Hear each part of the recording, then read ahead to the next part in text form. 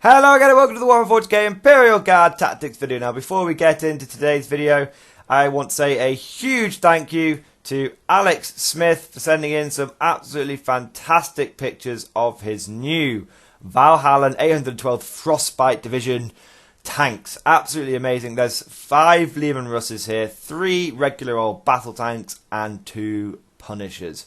Really cool models, Alex. Thank you for sending these in. And of course, I love the snow effect that you've done on the tracks on the tank as well, and also on the Punisher cannons. I really like the sort of barrel, blackened barrel effect you've put on them. Really cool. If anyone else has got any cool pictures they want to send in to me, please post on my Facebook page. There will be a link down in the description below. Now, without further ado, we're going to get on to a really interesting topic today, guys. I'm not going to mess around, I'm not going to big it up too much. We're going to get straight into it because also it's a very important discussion, rules discussion, which has probably been going on for about a year now.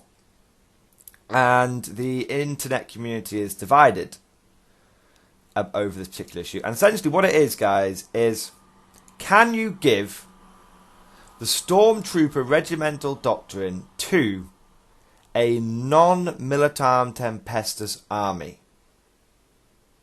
That is the question. I am throwing my hat into the ring on this one, guys. Now, a lot of you are going to say, obviously not. And I also used to initially go, obviously not. It's a Militarum Tempestus trait. It is for the Militarum Tempestus. However, I have recently seen a rather compelling argument that, as far as I can tell, rules as written, there's nothing stopping you from being able to give the Stormtrooper doctrine to your regular units. Okay, now let's talk through this, okay? Because obviously some of you are going to be raising an eyebrow. Some of you will be bashing away on those keyboards straight away, telling me that I'm wrong. But let me explain why I now believe that these people are correct, right? And I will also cover a couple of the more common counter arguments to why it isn't correct, and then you guys can put down in the comments below whether you think you can or not. However, I personally do believe it is possible, but at the same time, I will say I'm not sure why you'd want to. Okay, so let's take a look firstly at the regimental doctrines rule, which can be found on page 132 of the standard Astra Militarum 8th edition codex. Okay, and this is about halfway down on the left hand side of page 132. Regimental doctrines. Each Astra Militarum regiment has its own distinct traditions, training regimes, tactics and methods of waging war. If your army is battle forged, all regiment units in the Astra Militarum detachment, excluding those in a super heavy auxiliary detachment, gain a regimental doctrine, so long as every unit in that detachment, apart from the exceptions noted opposite, is drawn from the same regiment. The regimental doctrine gained depends upon the regiment they are drawn from, as shown opposite.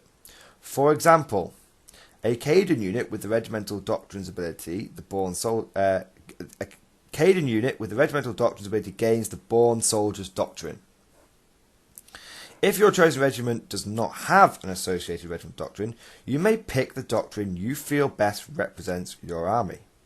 For example, as your army of Ventrilian nobles does not have an associated regimental doctrine, you can decide that the Vostroyan heirloom weapon doctrine best suits them, these wealthy and well-equipped fighters. Okay? Okay. So, continuing on, you have the next part, which is Militarum Tempestus.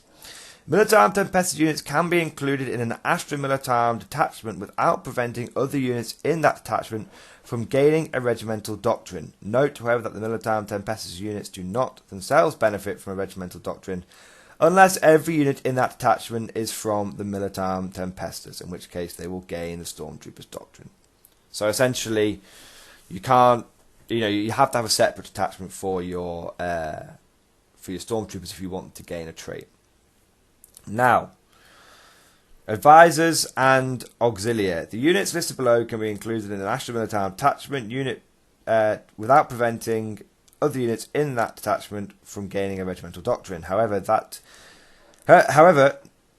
Note, however, that the units listed below can never themselves benefit from a regimental doctrine. Tech Regentia serves Minister and Priests, Crusaders, Aeronautica Imperialis, Militarum Auxilia, Officio Prefectus, and Scholastica Saecana units. So, essentially, guys, if you pick... So, the reason I read all of that out is quite important, because you have to have all the rules in context. So, if you are taking a pure Astra Militarum regiment detachment, then you get a regiment trait, as we all know. And if you mix two regiments together in the same detachment, then neither regiment gets the trait. Okay? So if you want to get, for example, if you want to have a combined armed force of Mordian and Cadians, as I often like to do, then you must put the Mordians in one detachment and the Cadians in another detachment. Okay? Militarum Tempestus, okay, are an exception. Now, if you take Militarum Tempestus, are kind of like halfway in between advisors and auxilia and their own regiment. So, the purpose of that second part I read out about the Militarum Tempestus basically says if you want to gain the Stormtrooper keyword for your Militarum Tempestus, then they all have to have their own detachment. Okay, and the Militarum Tempestus themselves, if you put them in a Cadian detachment, wouldn't gain the Cadian trait. But like advisors and auxilia, they don't stop the Cadians from gaining the Cadian trait. Does that make sense? So if they want to get Stormtrooper Doctrine, they all have to be like a pure regiment in one detachment. But if you mix them in, they're like advisors, they don't stop the host regiment, like Cadians, Armageddon, whatever, from getting their trait. But the Scions don't gain a different regiment trait. They just don't gain any trait whatsoever. Okay, so that's what that column is doing. Now, so what does this mean? Well, if you were to take an entire detachment and you made up your own custom regiment, so I'm going to think of one off the top of my head, the Joe Bloggs regiment. I know, not particularly original. So if you make all your guys from the planet Joe and you give them their own custom name, then you can pick any regiment that you want.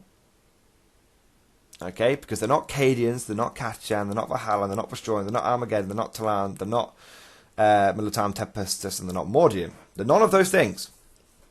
They're their own unique regiment.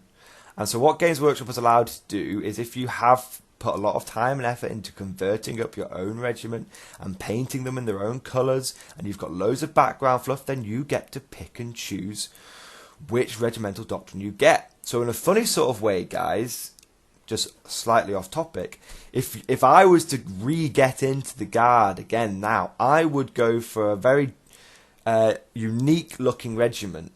And that way, each tournament I went into, I could pick whichever regiment trait I want. But as it is, I am Mordian through and through, and I have the Mordian model, so really I should be using the Mordian regiment trait. But that's just slightly off topic. So, if you take a custom regiment, the Joe Bloggs regiment, then you get to pick your regiment trait. And there's nothing stopping you from picking the Stormtrooper trait. Nothing stopping you at all. That is a regimental doctrine. And if you take a pure red detachment with nothing else in it, then you get the regimental doctrine. Now, just to start talking about the counter arguments now. So that's how you could do it. Okay. Now, some people will say, what happens when you then put the Militarum Tempestus in your unique regiment? Very simple.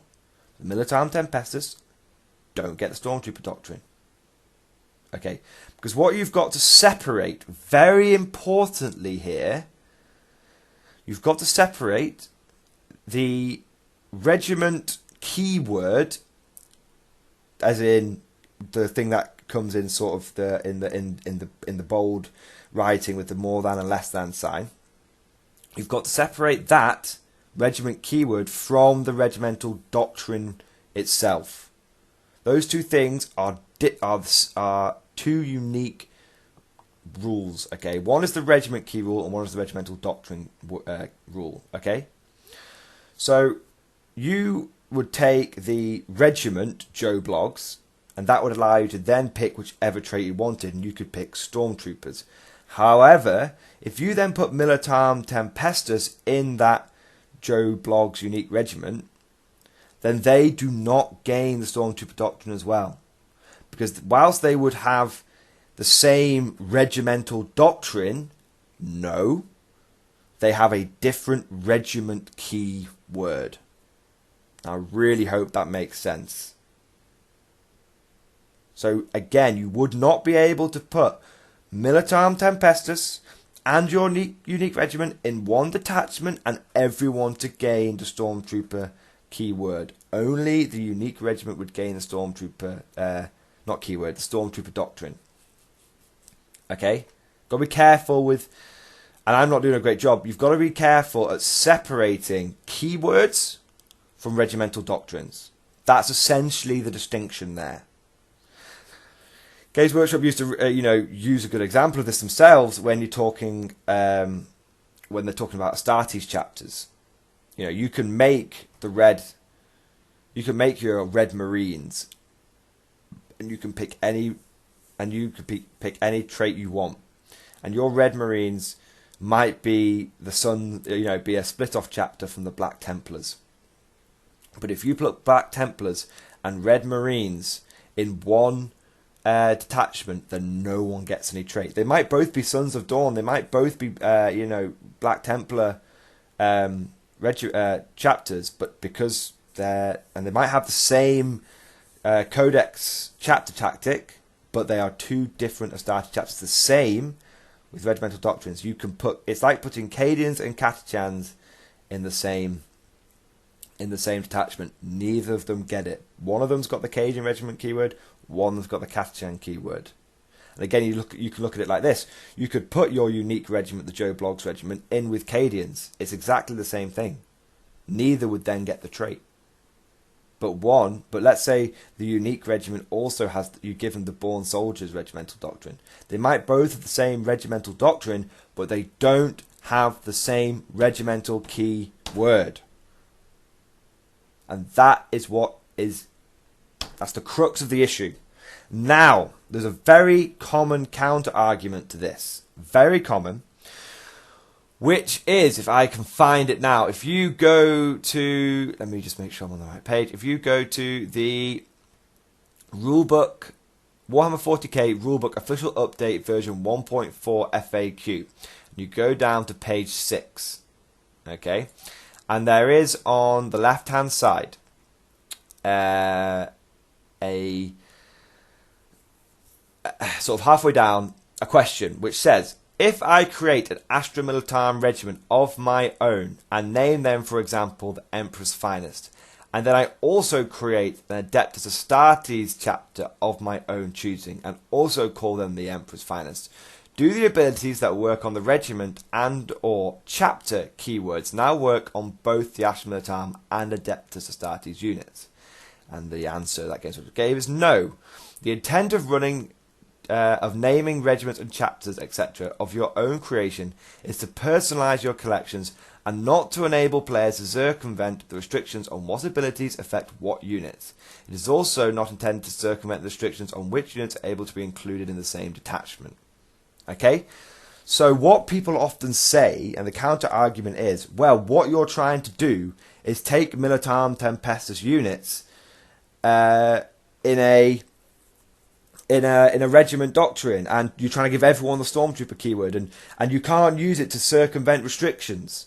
That's what they always point at. You're not allowed to circumvent restrictions, and units are allowed to be included in the same attachment. Okay, that particular FAQ question is completely and utterly irrelevant to the topic we're talking now. It is in no way does it affect what we are talking about now. It has no bearing on it. Okay, both rules as written and rules as intended. So people love to talk about rules as intended, okay? Because rules as written This is talking about mixing, about trying to game the system on having regiments and chapters, and trying to give like your you trying to mix your Space Marines and your Guard together into one detachment, and then trying to give the Space Marines like the Born Soldier special rule, or trying to give them the Catachan special rule, so that all your Space Marines become strength 5. That's what it's stopping you from doing. Can't do that now, okay? And you can't start like ordering your Space Marines around, or getting your Space Marine captains to give reroll 1s to hit to Imperial Guard units. That's what that is there for. Okay, and what that is there for is to distinguish that regiment and chapter are two completely separate keywords. You can't just name them and then suddenly they merge together into some chapter or regiment. Okay, you can't merge them together like that. Okay, that's what that's there for. Number one, that's rules as written, and it's rules as intended. They do not want you to try and get round, get, like I said, your captains to start merging with bloody Guard, and that your special captains to merge with Guard and giving them real ones. It's not meant to do that. The whole point is to allow you to personalize your collection. Okay, it says here not to enable players to circumvent restrictions on what abilities affect what units, aka a Space Marine captain cannot use his reroll 1's ability on a unit of Imperial Guardsmen. That is his ability. Okay? That is not a regimental doctrine. Okay? And abilities are a key thing. They are defined. Okay? Let me tell you, and you might say, no, abilities are anything. The fact that a guardsman can shoot is an ability. No, it's not. You see, that is the key thing. Because if you go to any data sheet, I've just opened my codex randomly. I am on page 160. I am looking at the Taurox Prime. And if you look at the Taurox Prime data sheet, you have name, you have weapon, you have war gear options, and you have abilities. That is what they are referred to. That is a key word. The abilities is a rule. It's a key word. Okay? So that is what this particular FAQ is talking about. Okay? That is it.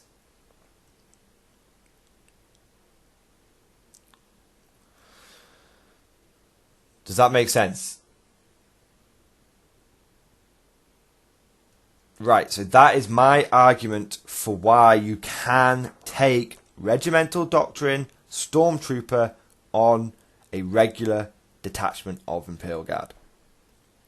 However, this is the caveat, guys. Okay? I don't see a huge benefit on why you would do that. And there is a number of disadvantages you must take into account as well. Number one, why are people so obsessed with this? What is the Regimental Doctrine Stormtroopers? It's very simple. If a model with this doctrine is shooting a target at half range or less, it can make an extra shot with the same weapon at the same target. If each hit roll of a 6 you make for that model, these extra shots do not generate any more additional shots themselves. Now, you have to be in half range, guys. Okay, but that is a relatively weak regimental doctrine. It is. Now, I know there's loads of ways you can try and leverage it, and you can start putting it on things on like Liam Russ's 72-inch range. Suddenly, if you're in 36 inches, then you get extra shots.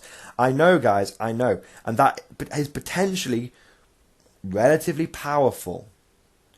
But think of it this way. Orcs get that inbuilt, and they get a clan culture on top of it. It's actually just giving yourself the Daka rule, but a shitter version of it. Because it has to be within half range. You see what I mean? It's not actually that great. And what you have to remember, guys, is it's on a 6+. This regimental doctrine is affected by -1 to hit modifiers. If you move with that Liam Russ, it will get well, not with the main turret, admittedly, but with its other weapons, will not get the extra shots, because 6s become 7s and then they don't get it. Do you see what I mean? So It's not actually that great of an ability. And don't forget, Games Workshop clarified this in White Dwarf. Because you have the unique regiment to balance out the fact that unique regiments can take any regimental doctrine they want. The fact is that you are not Cadian. You are not Militarm Tempestus. You are not Kaschan. You are not Valhallan. You are not Verstreuen. You are not Mordian. You are not Armageddon. You are not Talan. You are not one of the set regiments, and therefore you cannot use the set regiment stratagems. So you cannot use things like overlapping fields of fire. Okay, you cannot use set regiment orders. So if those of you who are going, well, you could order your infantry to reroll all wounds with the Militarum Tempestus order elimination protocol sanction. Well, no, you can't, because you are not Militarum Tempestus. And again, this is, Games Workshop giveth, Games Workshop taketh away, because again, we're separate. You've got to remember that separation between the regiment keyword and the regimental doctrine rule. Because the regiment keyword gives you access to Militarum Tempestus. It gives you access to that elimination protocol sanction. It gives you access to the warlord trait and all that kind of stuff. So you don't get, and that's confirmed by Games Workshop, by themselves, in White Dwarf. The example was when they were when people were asking about Crimson Fists. Do Crimson Fists get to use the Imperial Fist Regiment chapter stratagems and stuff like that? And Games Workshop said no, but we've released them. They're a big enough chapter. They can have their own in White Dwarf, and that's where you find the Crimson Fist unique stratagems. So there you go, guys. Now there's a lot of ways you could leverage this. A lot of ways. Basilisks, for example. Manticores, for example. Hydras, for example. Anything with a big old 72-inch range or higher weapon is going to really benefit this, because it means in 36 range you're getting potentially extra shots. Very, very powerful, potentially, guys. Very, very powerful indeed. Now, that is my stance on the subject currently. However, my caveat is it's actually not very good. I don't really see why you'd want to use it. I say it's very powerful. It's very powerful in some situations, but not really. It's very, very powerful. It's very sensationalist. No, it's not very, very powerful, actually. It's decidedly okay, but orcs get it better, and they get clan cultures on top. So just keep that in mind. When would I run this? Okay, now this is the interesting thing, guys. I love my Mordians through and through. I really do. But let's be honest, they're kind of weak at the moment. They're very weak. I'm not going to go into too much, because obviously I want to talk about that in their regiment review. But I would say you could take Militarum Tempestus over Mordians now. Mordian unique order, it's not particularly good. Mordian unique warlord trait, not particularly good. Unique relic, okay. Stratagem, dog shit now. This basically gives you the stratagem in play on every unit under half range. Think about that. Tell me what you guys think. Am I wrong? Have I missed something? I want to put this down now. I am more than happy to say I am wrong and that I have missed something. And if you can point that out, then I will do it. I will either A, take this video down, or B, do a follow-up video. But that is my stance on the subject now. Put your comments down below, guys. Tell me what you think. And of course, I'll see you guys next time.